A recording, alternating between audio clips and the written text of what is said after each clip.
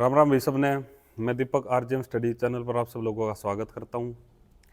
आज भाई एक बहुत इम्पोर्टेंट तारीख है। आज है भाई 23 मार्च। और 23 मार्च 1931 को ही अपने भारत के तीन शेर भगत सिंह, सुखदेव, राजगुरु जी को फांसी दी गई थी। और उनका ना एक जो श्लोक है वो मेरे को बहुत अच्छा लगता है, जैसे मैं आपको पढ़ के बताता हूँ। अब भी जिसका खून नहीं खोला, खून नहीं वो पानी है, जो देश के काम ना आए वो बेकार जवानी है। और यही स्लोगन से हम स्टार्ट करते हैं। शुरुआत से मैं आज आप लोगों को इन तीनों महानुभावों, महान पुरुषों की, आप सब लोगों को जीवन के कुछ उम्दा पल के बारे में बताऊंगा। बहुत अच्छी अच्छी इनके बारे में तीन चार बातें बताऊंगा जो शायद आपको बहुत अच्छी लगेंगी। जैसे कि हम भगत सिंह जी के बारे में सबसे पहले स्टार्ट करते हैं कि इनका नाम भगत सिंह संधू पूरा नाम था इनका। ये लायलपुर वर्तमान में पाकिस्तान में है। ये जगह वैसे तो पंजाब में आती थी पहले, पर लायलपुर इनका गांव है और पाकिस्तान से ये अब वर्तमान पाकिस्तान में है। ये इनका जन्म 28 सितंबर 1907 को हुआ। 28 सितंबर 1907 को पंजाब में हुआ, वर्तमान पाकिस्तान में। मृत्यु आप सब लोगों को पता ही है, 23 मार्च 1931 को हुई। पिता का नाम इनका था किशन सिंह। ये भाई गदर पार्टी से जुड़े हुए थे, गदर पार्टी से जुड़े हुए थे। माता का नाम था विद्यावती कौर। धर्म इनका सिख था। अच्छा, आप सब लोग पूछेंगे कि इसके साथ मैंने आप नास्तिक क्यों लिखा। क्योंकि ये अपने आप को नास्तिक ही कहते थे। ये भगवान में कम विश्वास रखते थे, क्योंकि ये सब अपनी जो धर्म सबको अपना भारत माता को ही मानते थे। स्नातक शिक्षा इनकी 1923 में नेशनल कॉलेज लाहौर से हुई। इन्होंने यहाँ से स्नातक की, ग्रेजुएशन की, अपनी डिग्री की। और शौक इनके थे भाई पुस्तकें पढ़ना और लिखना। इनके कई दोस्त भी बताते हैं कि ये अपनी एक दो पुस्तक जितनी भी अपने हमेशा इनके पास होती थी, इनके अपने हाथ में रख के चलते थे। और ये बताते हैं कि जब ये जेल में थे, इन्होंने लगभग 350 किताबें 2 साल में पढ़ी थी। ठीक है, ये इनके दोस्त बताते हैं, अपनी जीवनी में ही बताते हैं वो। ठीक है, बुक इनकी एक बुक थी जो इन्होंने जेल में लिखी थी अपने अंतिम समय में, why I am an atheist, मैं नास्तिक क्यों हूँ। ये जेल में लिखी थी भाई इन्होंने अंतिम समय में। तो इनसे जुड़ी कुछ और भी कई चीज़ें हैं जो मैं आपको बाद में बताऊंगा, जैसे कि लाहौर षड्यंत्र हो गया, असेंबली में बम फेंकना हो गया, क्या कैसे कैसे इन्होंने, जो आदमी, जो बच्चा गांधी जी को मानने वाला था, अहिंसा की तरफ चलने वाला था, और कैसे वो हिंसा की तरफ आगे बढ़ गया। ये भी दो तीन चीज़ें मैं आपको बताऊंगा। इससे पहले हम थोड़ा सुखदेव के बारे में पढ़ते हैं। इनका नाम था सुखदेव थापर। पूरा नाम था इनका सुखदेव थापर। जन्म इनका हुआ था 15 मई 1907, विलेज गोपरा, ये लुधियाना पंजाब में है भाई। फिलहाल अभी ये पंजाब में ही है, लुधियाना। ठीक है, मृत्यु इनकी इसी दिन हुई थी, फांसी से। पिता का नाम रामलाल थापर था, माता का नाम रल्ली देवी था। धर्म ये सिख से बिलोंग करते थे। और स्नातक शिक्षा नेशनल कॉलेज लाहौर से। ये तीनों भाई आपस में दोस्त होते थे। ठीक है, ये लाला लाजपत राय से बहुत प्रभावित थे, क्योंकि लाला लाजपत राय है ना भाई, ये नेशनल कॉलेज लाहौर से जुड़े हुए थे, लाला लाजपत राय।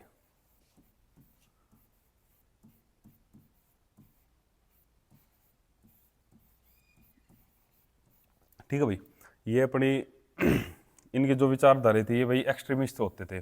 कांग्रेस के एक संगठन, कांग्रेस दो भागों में टूटी थी, एक्सट्रीमिस्ट और एक था पैसिमिस्ट। ठीक है, तो जो लाला लाजपत राय थे एक्सट्रीमिस्ट उससे आते थे। ठीक है, शौक भाई इनका भी पुस्तकें पढ़ने का बहुत शौक था। ठीक है, इनमें दो तीन चीज़ें बहुत कॉमन थी, पुस्तकें पढ़ना इनको तीनों को बहुत अच्छा लगता था। अच्छा, इनके इनके बारे में थोड़ा बहुत बताया मैंने। अब मैं चलता हूँ आगे राजगुरु की तरफ।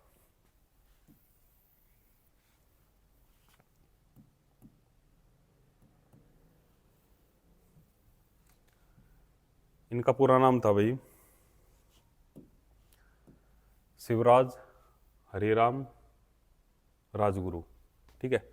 जन्म इनका हुआ था भाई 24 अगस्त 1908 को। ये खेड, ये पुणे में एक जगह है भाई, वहाँ पर इनका जन्म होता है। मृत्यु 23 मार्च 1931 को होती है। इनके पिता का नाम हरिनारायण राजगुरु था। ये मराठी परिवार से बिलोंग करते हैं।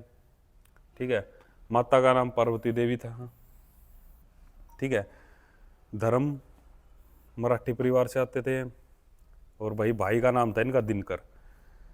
6 साल की उम्र में इनके पिताजी की डेथ हो जाती है, जब ये 6 साल के थे।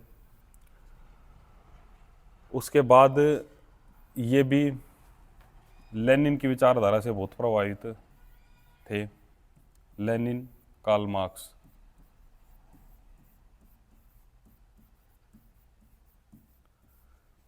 लेनिन भाई रशियन रिवॉल्यूशनरी था।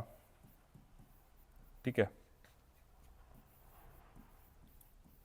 रशिया में जो रिवॉल्यूशन लेके आए थे वो ये थे, लेनिन। ठीक है। कार्ल मार्क्स भाई जर्मनी से संबंधित थे। ठीक है। तो ये चीज़ें कुछ मैंने भाई इनके बारे में बताई, कुछ चीज़ें। अब शुरुआत से कुछ एक दो चीज़ें मैं आपको बताता हूँ, जैसे कि कैसे ये भाई एक अहिंसावादी होने के बाद ये बाद में हिंसा की तरफ चले गए। जैसे कि इनके एक तो भाई इनके ऊपर प्रभाव पड़ा जलियांवाला बाग का। भाई जलियांवाला बाग हत्याकांड हुआ था 13 अप्रैल 1919। ठीक है। जब ये तकरीबन 12-1 साल के इनकी उम्र होती थी भाई। उस हत्याकांड में हजारों आदमी मरे थे बेकसूर। हजारों आदमी मरे थे, जिनको ना एक जलियांवाला बाग, एक जल्ली नामक एक व्यक्ति का होता था, तो उसको जलियांवाला बाग कहते थे। उसमें बताते कि एक जब इनकी उम्र भाई 12 साल होती थी, और वही इनका फेज था जहाँ से भाई एक अहिंसावादी भगत सिंह हिंसा की तरफ चल देते हैं। अच्छा, हुआ क्या था भाई, 13 अप्रैल 1919 को ना अमृतसर में एक बाग का नाम होता था जलियांवाला बाग। वहाँ पर कुछ लोग, एक सैफुद्दीन किचलू थे, उनकी गिरफ्तारी हो गई थी। तो उसके विरोध में भाई अंग्रेज सरकार का विरोध करने के लिए कुछ लोग इकट्ठा हुए थे वहाँ पर। और वहाँ पर एक उनके जो जनरल होते थे, जनरल डायर, उन्होंने भाई वहाँ पे गोली चलाने के आदेश दे दिए थे। ठीक है। जिससे वहाँ पे मतलब सरकारी डाटा दिखाता है उनका कि 379 व्यक्ति जो मरे थे, लेकिन इसका डाटा कांग्रेस ने अपनी समिति बना के भी इसका डाटा का अनुमान लगाया था, तो 2000 के आसपास उन्होंने डाटा दिया था कि इतने लोगों की वहाँ मृत्यु हुई थी। तो वो एक टर्निंग पॉइंट था भाई, जो एक अहिंसावादी सोच को हिंसा की तरफ लेके गया भगत सिंह। इससे बहुत प्रभावित होते हैं भाई। और यह यहाँ तक भी वो गांधी जी से पूरे प्रभावित थे। अब गांधी ने चला दिया भाई 1920 में असहयोग आंदोलन, इसी के विरोध में। असहयोग आंदोलन ये था कि भाई हमारा कोई भी कर्मचारी या हिंदुस्तानी कोई भी, वो अंग्रेज हुकूमत के किसी भी काम में कोई सहयोग नहीं करेगा। तो जब सहयोग नहीं करेंगे तो भाई अंग्रेज सरकार बौखला गई। ये बात है 1922 तक की। 1922 तक भाई सही सब अच्छा चल रहा था, लेकिन 5 फरवरी 1922 को भीड़ ने कोलकाता में एक पुलिस स्टेशन में आग लगा दी, और वहाँ पे भाई 9 से 10 पुलिस वाले, अंग्रेज अधिकारी थे, वे मर गए। तो इससे यहाँ पर होगी भाई अहिंसा। और जो असहयोग आंदोलन चलाया था, यहाँ होगी हिंसा। और जो असहयोग आंदोलन चलाया था वो अहिंसा के लिए चलाया था। और भाई गांधी जी ने बोला भी था अगर कहीं भी हिंसा होती है तो मैं अपना आंदोलन वापस ले लूँगा, तो इन्होंने ले लिया अपना आंदोलन वापस।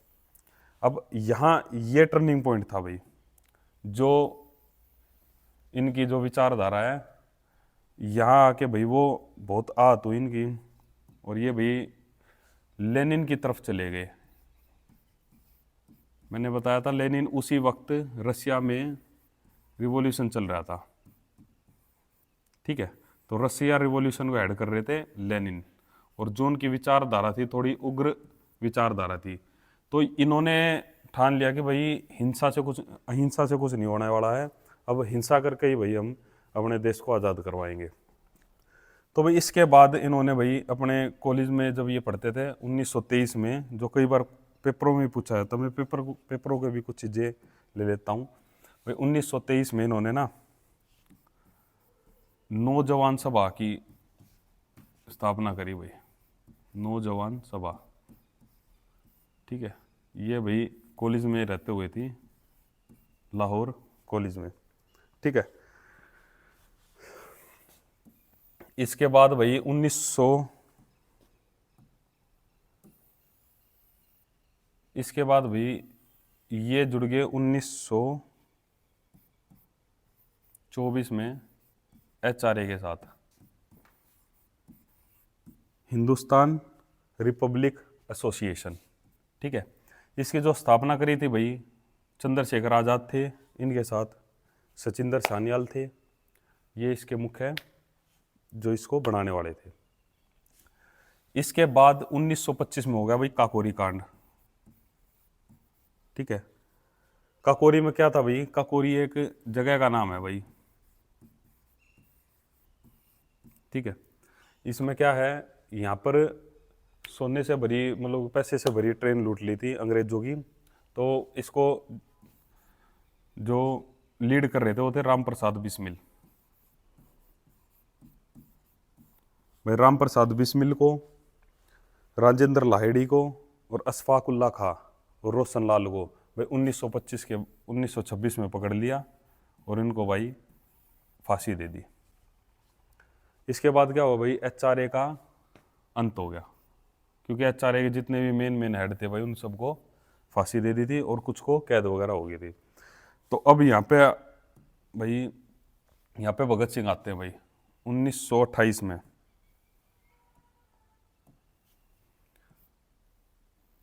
1928 में ये करते हैं HSRA का गठन। HSRA का गठन हुआ था भाई, जो वर्तमान अपने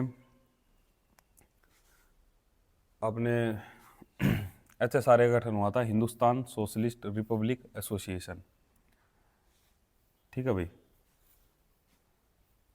और इसके संस्थापक थे भगत सिंह और चंद्रशेखर आज़ाद।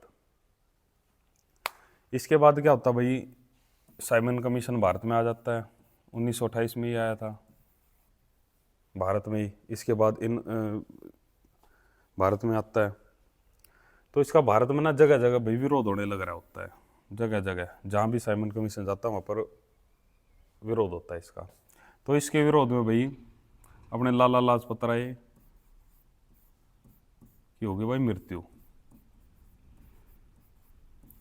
और लाला लाजपत राय से तीनों बहुत प्रभावित थे भाई। तो इन तीनों ने भाई, यहाँ पे एक इनका जनरल होता था M. स्कॉट, इसने लाठीचार्ज का भाई यहाँ पे आदेश दिया था, जिसके कारण लाला लाजपत राय की मृत्यु हुई थी। तो ये तीनों भाई इस आदमी को अपना दुश्मन मानने लग गए। फिर बात आती है 17 दिसंबर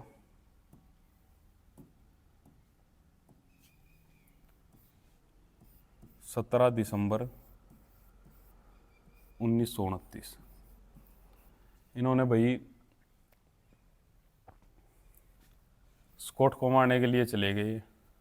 अब स्कॉट की जगह इन्होंने मार दिया सैंडर्स को।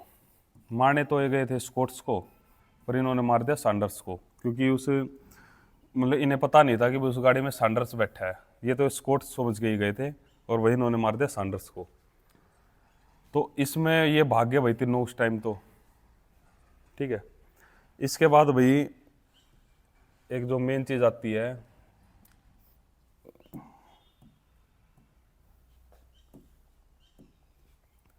फिर भाई 8, फिर होता है भाई असेंबली में। असेंबली में फिर ये बम फेंक देते हैं भाई 1929 में, 8 अप्रैल 1929 में भाई ये बम फेंक देते हैं। ठीक है भाई, इससे पहले 1929 लिखा था मैंने, वहाँ 1928 कर लेना, जो 17 दिसंबर 1928 में मैंने गलती से लिख दिया था।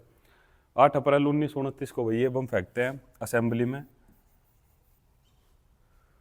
और असेंबली में इनका जो मोटिव था वो था गूंगी बहरी सरकार को अपनी बात पहुंचाना, और इंकलाब जिंदाबाद का इन्होंने नारा दिया वहीं पर, और अपने पर्चे बांटे थे। और इन्होंने बम ऐसी जगह फेंका था भाई जहाँ पे लोगों को नुकसान ना हो। ठीक है, ये वहाँ किसी को मारने के उससे नहीं गए थे, विचारधारा इनकी बिल्कुल नहीं थी। ये इनको पता भी था भाई कि अगर तू यहाँ गया तो इसके बाद वापस नहीं आएगा, इसके बाद तो शायद फांसी है। इसीलिए ऐसे शेर बहुत कम मिलते हैं भाई। ठीक है, ये भारत के असली शेर हैं भाई, ये जो मेरी नज़रों में बहुत बेहतरीन। इसके बाद भाई 1931 में इनके ऊपर भाई केस चलता अब। ठीक है, इनके ऊपर चलता भी केस।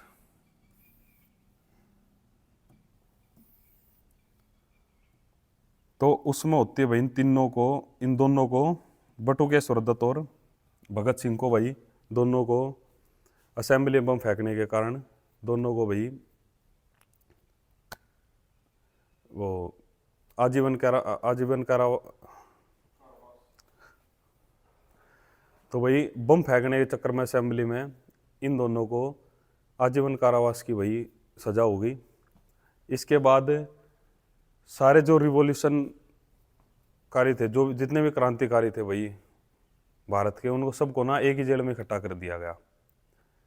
वहाँ उन पर भाई मुकदमा, अब भगत सिंह वगैरह पहले तो भाग गए थे, तो उनके ऊपर अब भाई लाहौर षड्यंत्र की पैरवी चलाई गई, जिसमें भाई भगत सिंह, सुखदेव, राजगुरु, इन तीनों को भाई गिल्टी पाया गया और तीनों को भाई फांसी की सजा सुना दी गई। लगभग उन्होंने 24 मार्च 1931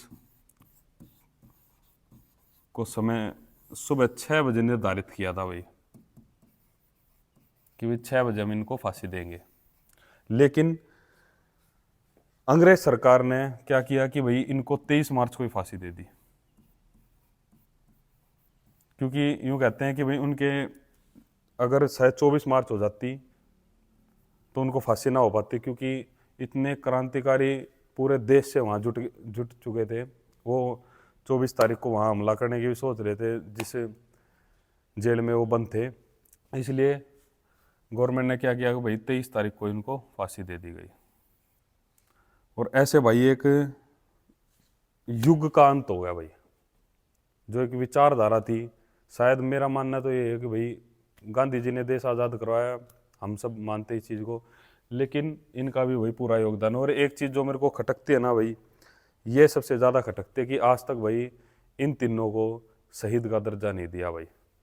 कांग्रेस भी आई, गवर्नमेंट बीजेपी भी आई, सब आए भाई, लेकिन किसी ने भी आज तक इनको शहीद का दर्जा नहीं दिया। लेकिन ये तीनों आज भी हमारे दिल में बसते हैं भाई। आज भी हम इनको बहुत प्यार करते हैं भाई, दिल से प्यार करते हैं। और ये वाकई में शेर थे भाई, तीनों के तीनों बहुत, क्योंकि इन्हें पता था। एक चीज़ और बता देता हूँ मैं, भगत सिंह का किस्सा बताता हूँ भाई 1927 का। जब ये पहली बार भाई पकड़े गए थे, इन्होंने एक लेख लिख दिया था भाई गवर्नमेंट, अंग्रेज हुकूमत के खिलाफ में, एक अपना जैसे कि वो नहीं होते एडिटोरियल वगैरह, इनके किताब में छपते थे एडिटोरियल। ठीक है, तो इन्होंने एक एडिटोरियल लिख दिया था, तो इनको 1927 में भाई गिरफ्तार कर लिया। और यूं कहते हैं कि इनके पिताजी ने उस टाइम 5 लाख रुपए देकर इनको भाई इनकी बेल कराई थी। उस टाइम। तो ये एक समृद्ध परिवार से भाई संबंधित थे, लेकिन फिर भी इनकी जो विचारधारा थी वो कुछ अलग ही थी, बियॉन्ड द इमेजिनेशन। तो भाई मैं इतना ही कहना चाहूँगा। और भाई 1900, एक चीज़ और बता देता हूँ आपको इनकी।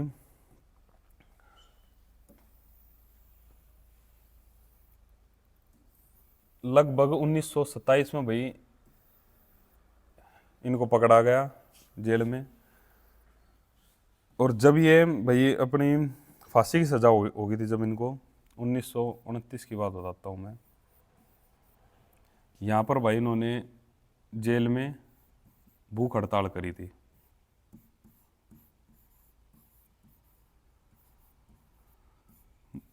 और वो हड़ताल भाई 116 दिन चली थी।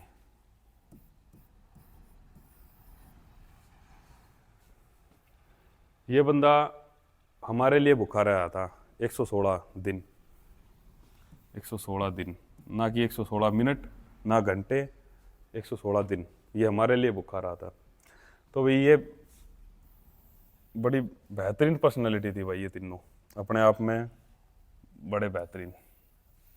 आज के दिन भाई हम सब इनको आज याद कर रहे हैं, लेकिन भाई आज तक भी ना दिल में एक चीज़ दुखती है कि भाई इन लोगों को आज तक एक शहीद का दर्जा जो देना चाहिए वो दे देना चाहिए। मैं गवर्नमेंट से हाथ जोड़कर अपने पटल पर आपको एक बात रख रहा हूँ, कृपया करके इनको भाई शहीद का दर्जा जितनी जल्दी हो सके गवर्नमेंट को देना चाहिए। और भाई तभी इनकी, पाकिस्तान में तो भाई कई रिवॉल्यूशन हुए इनको देने के लिए, और शायद वहाँ की गवर्नमेंट अपने से पहले दे देगी इनको शहीद का दर्जा। ये भाई ये फ़ोटो है उनकी 1927 में, तो पहली बार जेल में गए थे, तो ये उनकी ओरिजिनल फ़ोटो है भाई, ये लगाई है मैंने, ठीक है। तो भाई ये उनकी फ़ोटो है जब 1931 में इनको फांसी दी गई थी। ये देखो 25 मार्च की एक्सिक्यूटेड। ये भाई ओरिजिनल फ़ोटो है, द ट्रिब्यून ने छापी थी भाई, उस टाइम पे कवर की थी। बड़ी बेहतरीन पर्सनालिटी जिसको बोलते हैं ना, वो थे भाई ये तीनों, राजगुरु, भगत सिंह, सुखदेव। तो आज भाई जितनी बातें हमने थोड़ी बहुत आपको बताई, हमें भी बहुत अच्छा लगा भाई इनके बारे में बोल के, और आपको तो सुनने में अच्छा लगा ही होगा। तो मैं नमन करता हूँ ऐसी पर्सनालिटी को। और कुछ एक दो बात हैं जो हमारे सर भी बोलना चाहते हैं, और मैं सर को बुलाना चाहूँगा कि सर एक दो बात आप बोलो इनके बारे में।